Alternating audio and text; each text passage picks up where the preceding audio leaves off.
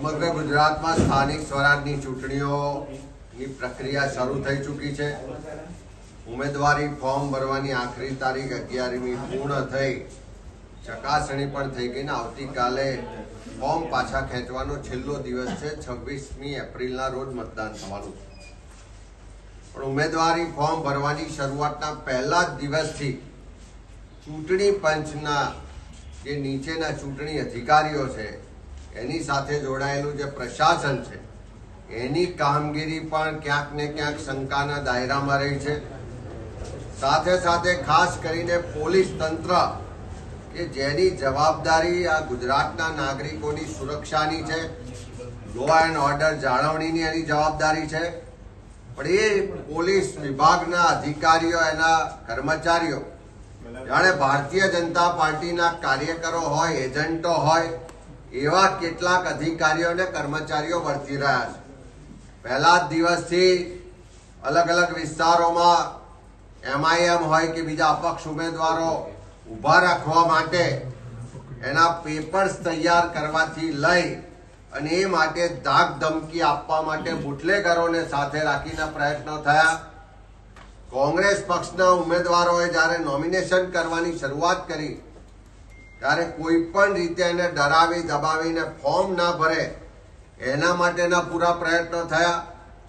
ઉમેદવારી ફોર્મ ભરવાની પ્રક્રિયા ચાલતી હતી એ દરમિયાન જ સુરતની અમારી કોંગ્રેસની ઓફિસ હોય, અમદાવાદ કોંગ્રેસની ઓફિસ હોય કે પ્રદેશ સમિતિનું કાર્યાલય હોય કે અલગ અલગ જિલ્લાના કાર્યાલયો પર પોલીસ વિભાગના SOG ને LCB ના પોલીસના અધિકારીઓ કોંગ્રેસ ઓફિસ જઈને ઉમેદવારોની યાદી મેળવવાનો પ્રયત્નો થયા।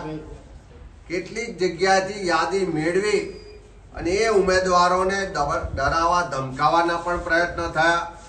અનેક જગ્યાએ અહીંયા ગાંધીનગરમાં કલોલ વિધાનસભા વિસ્તાર હોય, સુરત શહેરના વિસ્તાર હોય, આણંદમાં વાસદ પોલીસ સ્ટેશન હોય, તારાપુર પોલીસ સ્ટેશન હોય કે અમદાવાદમાં ક્રાઇમના DCP કક્ષાના અધિકારીઓ હોય અને ગુજરાતમાં જુદા જુદા વિસ્તારમાં પોલીસના અધિકારીઓ ભાજપના એજન્ટ તરીકે કોંગ્રેસના ઉમેદવારોને ધમકાવવા માટેનો પૂરો પ્રયત્ન કરી રહ્યા છે।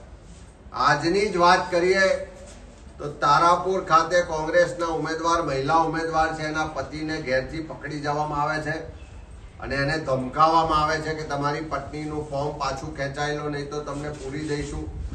આજની જ વાત કરીએ તો વાસદ પોલીસ સ્ટેશનમાં પણ આ જ રીતની ધમકી આપવામાં આવે છે। કલોલની જે ઘટના છે એના બધા જ પુરાવા, રજૂઆતો પહેલા પણ થઈ ચૂકી છે। સુરતમાં પણ નામ જોગ ફરિયાદ આપવા છતાં પોલીસ અધિકારીઓ રોકાતા નથી। અમદાવાદમાં પણ DCP ક્રાઇમ હોય એ લેવલના અધિકારીઓ દ્વારા બુટલેગરોને સાથે રાખીને ધાક ધમકી આપવામાં આવે છે। અમે ચૂંટણી પંચને પહેલા પણ રજૂઆત લેખિતમાં મોકલી છે, અલગ અલગ જિલ્લાના SPO અને કલેક્ટરોને પણ રજૂઆતો કરી છે, તેમ છતાં પ્રક્રિયા અટકતી નથી।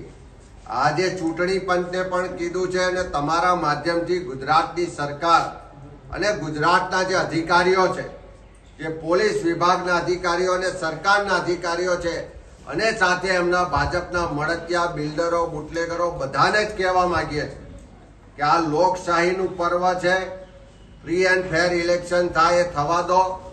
ક્યાંય દાદાગીરી, ધમકી આપવાનો પ્રયત્ન થશે એવા કોઈ અધિકારીઓ, કર્મચારીઓ ધ્યાનમાં આવશે તો એને છોડવામાં નહીં આવે અને સમય આવશે તો કોઈ સરકાર, કોઈ ભાજપના નેતાઓ બચાવવા નહીં આવે।